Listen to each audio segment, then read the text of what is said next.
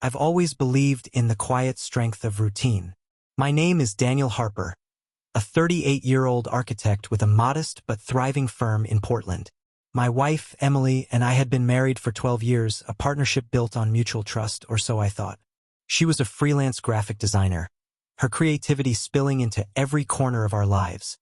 From the quirky mugs she'd pick out at flea markets to the way she'd rearrange our living room on a whim. We weren't perfect, but we were steady. 2 kids, Liam, 9, and Sophie, 6, kept our home buzzing with laughter and chaos. Life felt like a well-drawn blueprint, precise and predictable. That spring, though, something shifted. It was subtle at first, like a hairline crack in a foundation you don't notice until the whole structure groans. Emily started staying late at her studio, claiming client deadlines. She'd come home with smudges of ink on her fingers, her hair mussed, her hazel eyes bright with a kind of energy I hadn't seen in years. I chalked it up to inspiration. Her work had always been her sanctuary. I'd greet her with a tired smile, reheat dinner, and we'd fall into our usual rhythm. But then the late nights stretched into weekends. She'd leave with her laptop bag slung over her shoulder, her perfume lingering like a ghost in the hallway. I didn't suspect anything at first. Trust was the mortar of our marriage, and I wasn't one to pry. But one evening, as I tucked Sophie into bed, she asked, "Why does Mommy smell like coffee shops all the time?" It struck me as odd. Emily hated coffee. She'd always tease me for my espresso habit, calling it liquid bitterness. I brushed it off, kissed Sophie goodnight, and went to bed alone, the sheets cold on her side. The next morning, I found her sketching at the kitchen table, her phone buzzing incessantly. She flipped it face down with a quick, almost guilty motion. "Just a client," she said, her voice too casual. I nodded, sipping my coffee, but the seed of doubt had been planted. It grew slowly. I started noticing things, her sudden interest in new clothes, the way she'd linger in the bathroom with her phone, the faint scent of cologne on her scarf that wasn't mine. I told myself I was paranoid. 12 years, 2 kids. Surely she wouldn't. But the cracks widened. One night I couldn't sleep. I slipped downstairs, poured a glass of whiskey, and sat in the dark, listening to the house creak. That's when I saw her car pull into the driveway at 2 a.m., headlights cutting through the fog. She stumbled out, smoothing her hair, her blouse untucked. She didn't see me watching from the window. I didn't confront her, not yet. I needed proof. The next few weeks were a slow descent into obsession. I didn't want to believe Emily was capable of betrayal, but the signs were piling up like unpaid bills. I started paying attention, really paying attention. Her phone became her shadow, always within reach, its screen lighting up with notifications she'd silence before I could glance over. She'd laugh them off as work stuff, but her eyes wouldn't meet mine. I'd catch her smiling at nothing, her fingers tapping out messages in a rhythm that felt secretive, intimate. I decided to test the waters. One evening, as we sat on the couch watching Liam's favorite cartoon, I casually asked, "Who's been keeping you so busy lately?" She froze, just for a heartbeat, then flashed a smile. "Oh, the usual, clients with impossible deadlines." Her voice was smooth, rehearsed. I nodded, letting it drop, but my gut churned. That night, I waited until she was asleep and crept to her side of the bed. Her phone sat on the nightstand, its screen dark. My hands shook as I picked it up. I didn't know her passcode, never needed to, but I tried her birthday. Locked. The kids' birthdays. Locked. My birthday. Locked. I put it back, my heart pounding, and stared at the ceiling until dawn. The real breakthrough came by accident. I was sorting laundry, a chore Emily usually handled, when I found a receipt crumpled in the pocket of her jeans. It was from a cafe downtown, dated 2 days ago, time-stamped 8:47 p.m. She told me she was at her studio that night. The receipt listed 2 coffees and a pastry, odd for someone who didn't drink coffee. I tucked it into my wallet, a quiet fury simmering beneath my skin. I started tracking her patterns. She'd leave for work at odd hours, always with vague excuses. I'd call her studio line sometimes, just to hear it ring unanswered. Then came the photo. Liam had borrowed my old DSLR for a school project and left it on the kitchen counter. I flipped through the memory card, smiling at his blurry shots of the dog, when I stumbled on an image I hadn't taken. It was Emily, laughing, her head tilted back, sitting across from a man I didn't recognize. The background was that same cafe. His hand rested on the table, inches from hers. The timestamp? 3 weeks ago, a night she'd claimed she was swamped. I stared at the photo until my vision blurred, my chest tight with a rage I didn't know I could feel. I couldn't unsee that photo. It burned into my mind, every detail sharp as a blade. The man's dark hair, his easy smile, the way Emily looked at him like she hadn't looked at me in years. I didn't know who he was, but I needed to.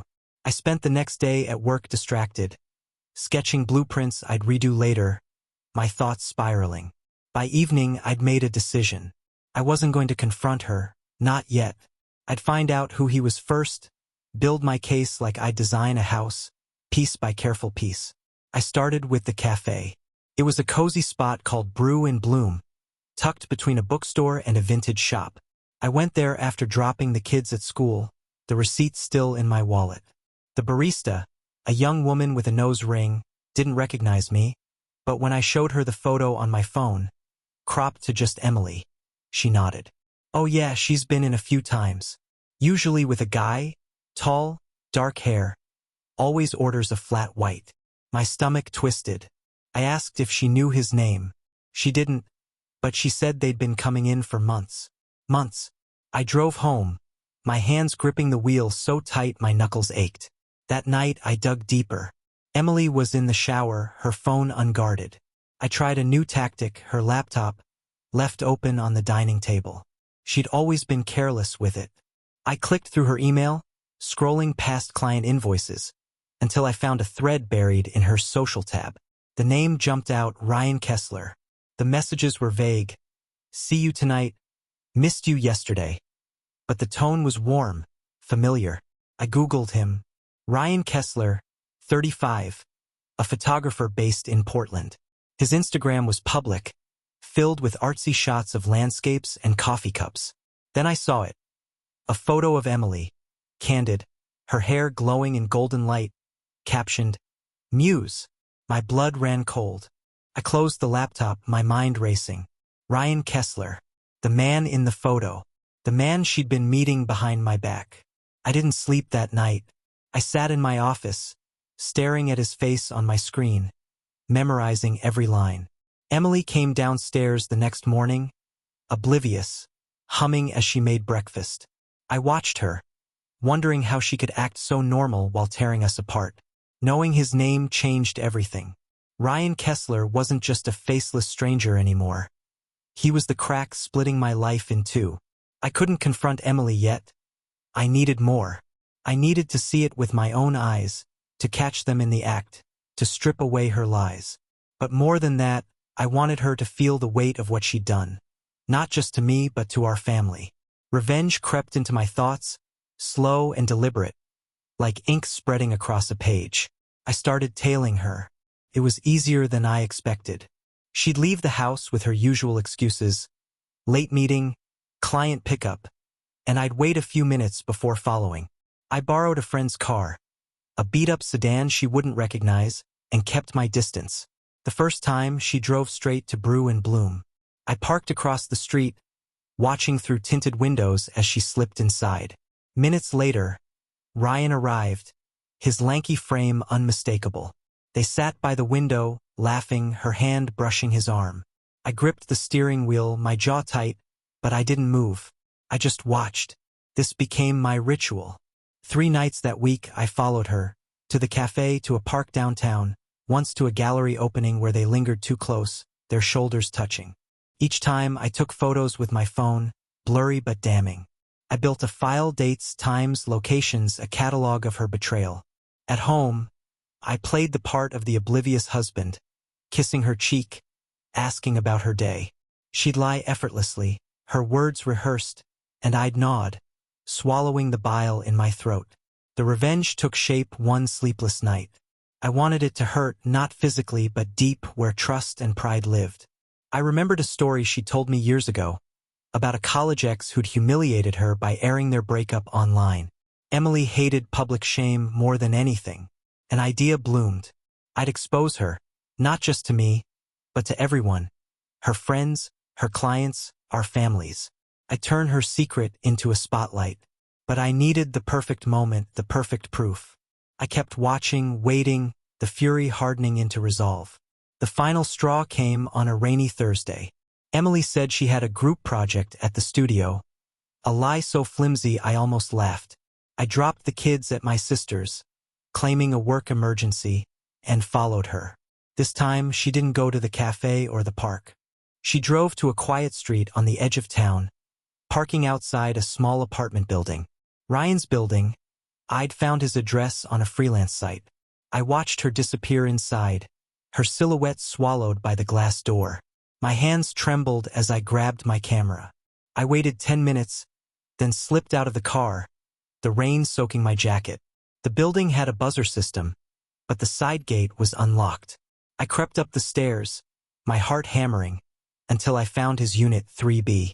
The blinds were cracked, and through the gap, I saw them. Emily stood in his kitchen, pouring wine, her laughter floating through the thin walls. Ryan leaned against the counter, his hand grazing her waist.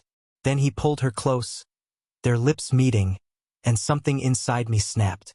I raised the camera, my hand steady despite the rage. Click, click, click. The photos were grainy, the rain streaking the lens, but they were clear enough. Her arms around his neck, his hands on her hips.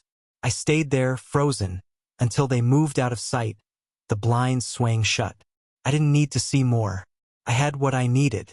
Driving home, the wipers slashing through the downpour, I felt a strange calm settle over me. The proof was mine. The game was over. Back at the house, I uploaded the photos to my computer, locking them in a password-protected folder. Emily came home hours later, her hair damp, her cheeks flushed. "Rough night," she muttered, avoiding my eyes. I smiled, a cold, brittle thing. "Yeah," I said. "Rough night." She didn't notice the edge in my voice. She didn't know I was done playing her fool. Tomorrow I'd start building the trap, one she'd never see coming. The morning after I caught Emily with Ryan, I woke up with a clarity I hadn't felt in months. The fog of doubt was gone, replaced by a cold, sharp purpose. I wasn't just going to confront her. I was going to dismantle the life she'd built on lies. My architect's mind kicked into gear, drafting a plan as meticulous as any building I'd ever designed. Every angle, every support beam, every exit route, I'd account for it all. She'd feel the weight of her choices, not in a fleeting argument, but in a collapse she couldn't rebuild. I started small, gathering more evidence to tighten the noose. I installed a tracking app on her phone. Ironic, since she'd once nagged me to share my location for safety. She never noticed, too distracted by her secret world. The app pinged her at Ryan's apartment twice more that week, late into the night. I cross-referenced the times with her excuses. Client dinners, a friend's art show, and the lies stacked up like bricks. I printed screenshots, added them to my growing file, each one a nail in the coffin of our marriage. But evidence wasn't enough. I wanted her to lose more than me. I wanted her to lose everything she valued. Her reputation, her career, her social circle. I remembered how she'd cringe at the thought of being judged, how she'd obsess over what people thought of her. That was her weakness, and I'd exploit it. I spent hours researching Ryan Kessler, digging into his life. He was a freelancer too, with a decent following online, mostly artsy types who praised his vision. I found his clients, his collaborators, even his ex-girlfriend's bitter blog posts about his wandering eye. I cataloged it all, a dossier of his vulnerabilities. The plan crystallized over coffee one morning. The kids at school, Emily still asleep. I'd stage a public reckoning, something undeniable, something that would spread like wildfire. I'd use her own tools against her. Her phone, her social media, her precious image. But I needed the right moment, a gathering where her world and his overlapped. I checked her calendar, synced to mine, another oversight on her part, and saw it. A gallery event next Friday, one she'd mentioned in passing. Ryan's name was on the guest list, buried in an email she hadn't deleted. Perfect. I leaned back, the mug warm in my hands, and let the anticipation simmer. The week leading up to the gallery event was a masterclass in restraint. I played my role flawlessly, attentive husband, patient father, while inside, I was a furnace of calculation. Emily didn't suspect a thing. She'd kiss me goodbye each morning, her lips brushing mine with a casual indifference that once would have stung. Now it fueled me. I'd smile, ask about her day, and watch her weave her web of half-truths. "Busy week," she'd say, her eyes darting to her phone. "You know how it is." I'd nod, knowing exactly how it was. I prepared in secret.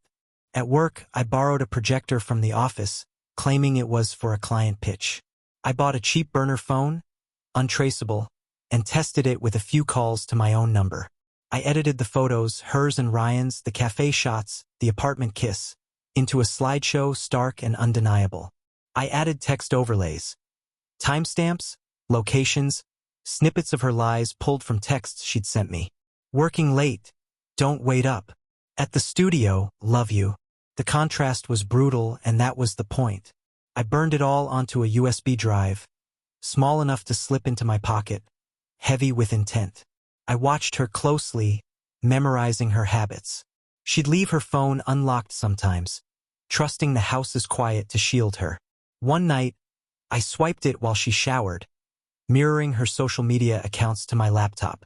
Her passwords were predictable variations of the kids' names, and soon I had access to everything. Her Instagram, her client emails, her private messages. The ones with Ryan were buried in a folder labeled work, a pathetic attempt at discretion. "Can't wait to see you," he'd written last week.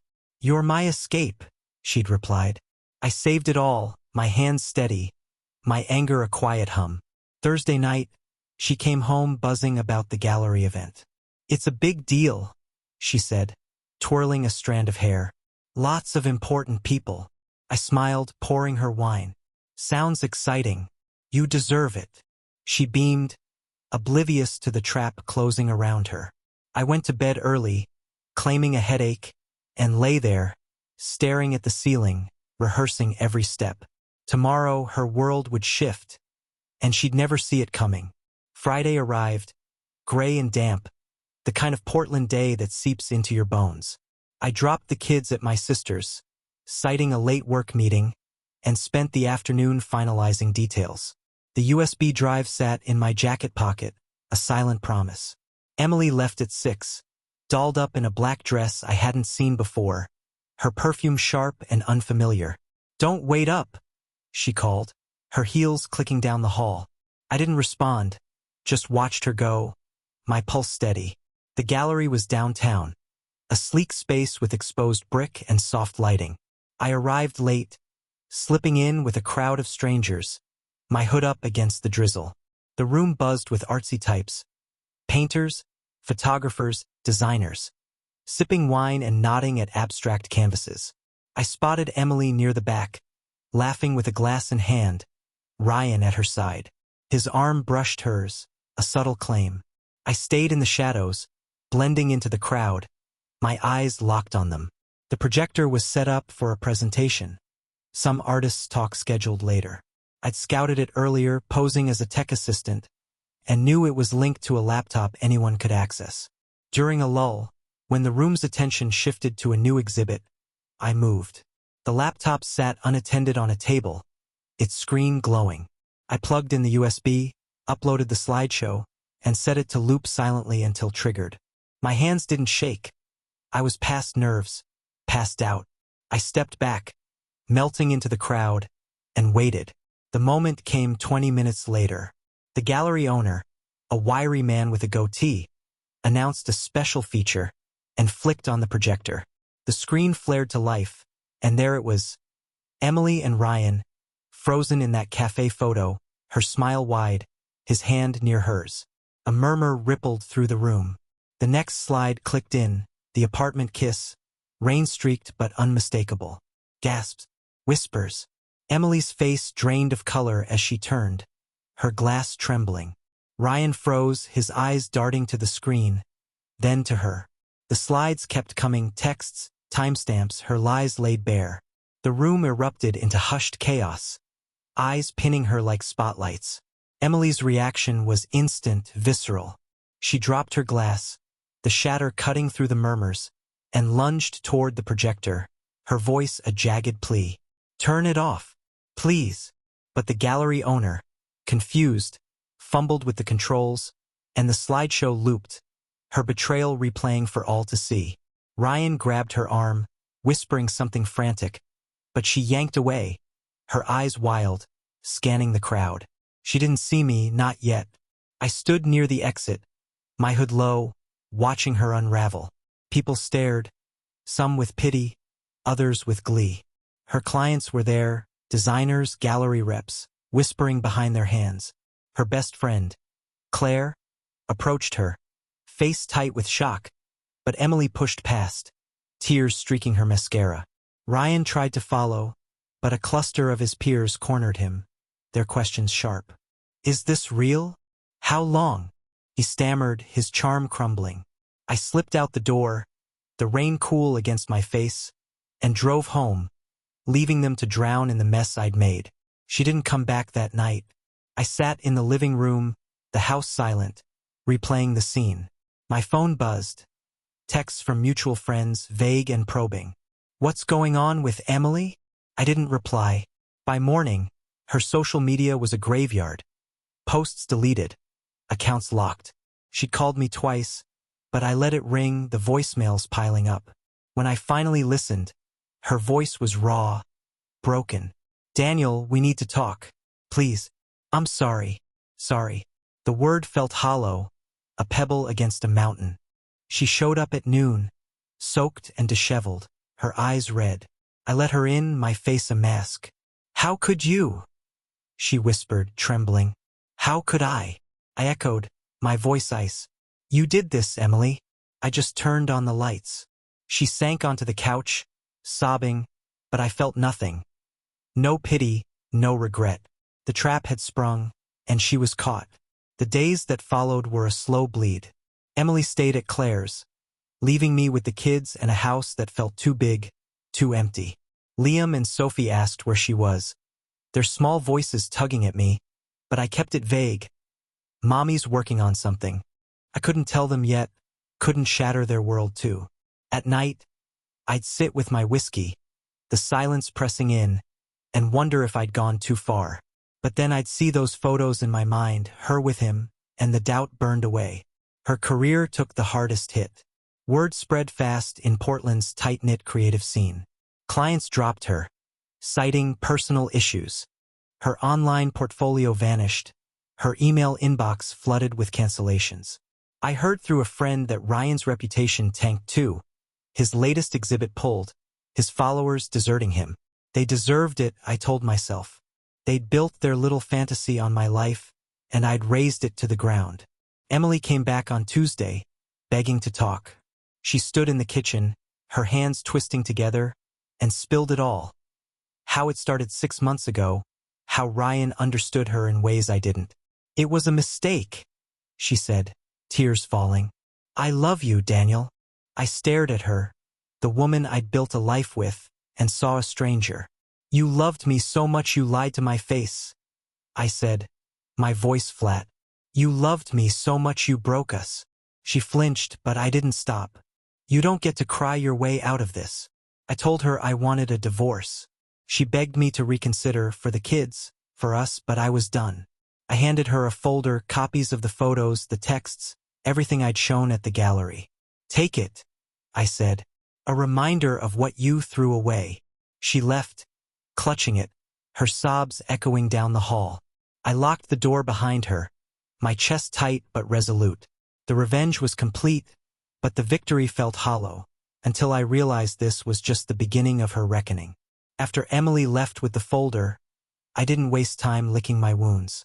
The divorce was my next move, and I intended to wield it like a sledgehammer. I'd spent years building our life, financially, emotionally, and I wasn't about to let her walk away with half of it while she played victim. I called my lawyer, Mark, the next morning. He was a shark in a suit, a guy I'd known since college who thrived on messy cases. I laid it all out, the affair, the evidence, the gallery stunt. She's got no leverage, he said, flipping through my file. We'll bury her. We filed that week. I went for full custody of Liam and Sophie, citing her instability, those late nights, her reckless choices. Mark dug up more dirt.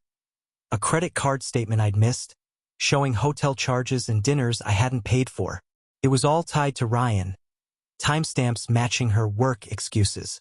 I didn't flinch when Mark suggested we use it. She wanted to play house with him, I said. Let her see what it costs. The petition hit her like a freight train. She called me furious, accusing me of cruelty. You're taking everything, she shouted. You did that yourself, I replied and hung up. The legal battle turned ugly fast. Emily hired a lawyer, some slick woman who tried to spin her as the wronged party, claiming my public humiliation was emotional abuse. It didn't stick. Mark countered with the photos, the texts, the receipts, painting her as the liar she was. The judge, a stern older man with no patience for drama, leaned our way. Mediation was a circus. Emily sobbing, me silent, the air thick with her desperation. She begged for joint custody, but I held firm. You don't get to play mom when it suits you, I said, my voice low. She got supervised visits, nothing more. The financial split was brutal. She'd been freelancing, but her income had tanked post-gallery. I kept the house, our equity was mostly my earnings, and she got a pittance in alimony, enough to scrape by. Mark grinned as we left the courthouse. She's got nothing left to stand on. I nodded, but the wind felt cold. Driving home, I saw her car outside Claire's, her silhouette slumped in the driver's seat. She was broken and I'd done the braking, but the kids were safe with me and that was enough. Emily's fall didn't stop at the courtroom. Portland's creative crowd, her lifeline, turned on her like wolves smelling blood. Word of the gallery spread beyond that night, fueled by whispers and screenshots. Her Instagram, once a showcase of her designs, was a ghost town. Her few remaining posts drowned in comments like, cheater and fake. Clients blacklisted her. Galleries dropped her from shows, and even Claire, her rock, distanced herself, texting me an apology. I didn't know Dan. I can't keep up with her lies. I heard through the grapevine that Ryan cut ties too. His career was collateral damage. His muse had become a liability. He moved out of his apartment, rumor said, chasing gigs in Seattle. Emily was alone, her world shrinking to a studio apartment downtown, a far cry from our sprawling home. I didn't gloat, not openly, but I tracked it all, a quiet satisfaction settling in. She'd thrived on admiration, and I'd stripped it away. The kids noticed her absence more now. Liam asked why Mommy didn't come home, his brow furrowed. I sat him down, kept it simple. She made some choices, and we're figuring things out. Sophie clung to me, her questions quieter but sharper. I shielded them as best I could, filling the gaps with routine school runs, soccer games, bedtime stories. Friends rallied around me, dinners piling up from neighbors who'd heard the story. You're better off, they'd say, clapping my shoulder. I'd nod, but the house still echoed with her ghost. One night, I found a letter in the mailbox. No stamp, just her handwriting. Daniel, I'm sorry. I ruined us. I'll do anything to fix it. I read it once, then burned it in the fireplace, the flames curling the paper to ash. She didn't get a second chance, not after what she'd done. Her exile was her sentence, and I was the judge who'd handed it down. Weeks later, an odd twist came my way. I was at Brew and Bloom. Ironic, I know. Grabbing coffee when a woman approached me. You're Daniel, right? She asked, her voice tentative. I tensed, expecting some friend of Emily's, but she introduced herself as Tara, Ryan's ex-girlfriend. I recognized her from those blog posts I'd found, short, fiery, with a glare that could cut glass. I heard what you did, she said, sliding into the seat across from me. The gallery thing. Brilliant. She wasn't there to fight. Tara had her own scars from Ryan, years of his charm and betrayal, and she'd watched my revenge with a mix of awe and vindication. He did it to me too, she said, stirring her latte. Different woman, same game. I wish I'd hit back like you did. We talked for an hour, swapping stories, his patterns, his lies, how he'd preyed on women like Emily who craved validation. She'd been tracking his fallout too, a quiet observer to his ruin. Tara became an ally I didn't expect. She fed me updates. Emily calling Ryan, begging him to take her back, only to get ghosted. She's a mess, Tara said, smirking. Keeps leaving voicemails he won't answer.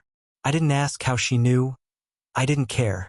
It painted a picture of Emily's desperation, and I filed it away. Another brick in the wall between us. Tara even offered to testify if the custody fight reopened. Her own run-ins with Ryan's chaos could sway a judge. She picked the wrong guy to ruin you for, she said. I thanked her, a rare warmth breaking through my armor. Driving home, I realized Tara's anger mirrored mine. A shared wound turned weapon. She didn't soften my resolve, but she sharpened it. A reminder that Emily's choices had ripples beyond me. I tucked her number into my wallet, a backup plan I might never need, and kept moving forward, the kids my anchor. Emily showed up unannounced one Saturday, 6 months after the gallery. I was in the yard with Liam and Sophie, raking leaves into piles they'd jump in, when her car rolled up. She looked hollow, thinner, her hair limp, her eyes shadowed. The kids ran to her, shouting, "Mommy!" and I let them hug her, my jaw tight. She had visitation rights, supervised, but this wasn't scheduled. "We need to talk," she said, her voice small. I sent the kids inside with a promise of hot chocolate, then faced her. She didn't waste time. "I know I messed up, Daniel. I've lost everything, my work, my friends, you. I just want a chance to make it right." Her hands trembled, clutching a scarf I'd bought her years ago. I stared at her, the woman I'd loved, and felt only distance. "You think sorry fixes this?" I said. "You chose him. You chose lies. I didn't ruin you, you did." She flinched, tears spilling, but I kept going. "You don't get to waltz back in because he ditched you." She tried to argue, said she'd ended it with Ryan, that she'd been lost but was finding herself. I cut her off. "You found yourself in his bed. That's what I'll always see." Her sobs grew louder, but I didn't budge. "The kids need me," she pleaded. "They need a mother who puts them first." I shot back. "You failed that test." I told her to leave, to stick to the visitation schedule, or I'd call Mark. She lingered, whispering apologies, then drove off, her taillights fading into the dusk. I went inside, poured cocoa for the kids, and sat with them, their laughter a balm. Emily's visit didn't shake me. It hardened me. She'd had her chance, and I'd given her none back. The confrontation was closure, a line drawn in stone. A year passed, and the dust settled into something solid. I kept the house, the kids, my life, rebuilt on my terms. Liam and Sophie adjusted, their questions about Emily fading into a quiet acceptance. She saw them twice a month, supervised by my sister, her visits short and strained. She'd moved into a cheap rental, scraping by on odd jobs, her design career a memory. I didn't check on her anymore. She was a shadow, irrelevant. I threw myself into work, landing bigger projects, my firm growing. Friends stuck by me, the kids thrived, soccer medals, school plays, small victories that filled the gaps. Tara stayed in touch, a casual ally turned friend, her dry humor a lifeline on rough days. I didn't date. Trust was a cracked beam I wasn't ready to test, but I found peace in the routine, the stability I'd fought for. Looking back, the revenge was a fire I'd set to clear the rot. It burned hot, left scars, but it gave me a clean slate. Emily's betrayal had been the wrecking ball. I'd been the architect of what came after. The kids slept upstairs, the house quiet, and I sat with my whiskey, the weight of it all lighter now. I'd won, not just over her, but for us. And that was enough.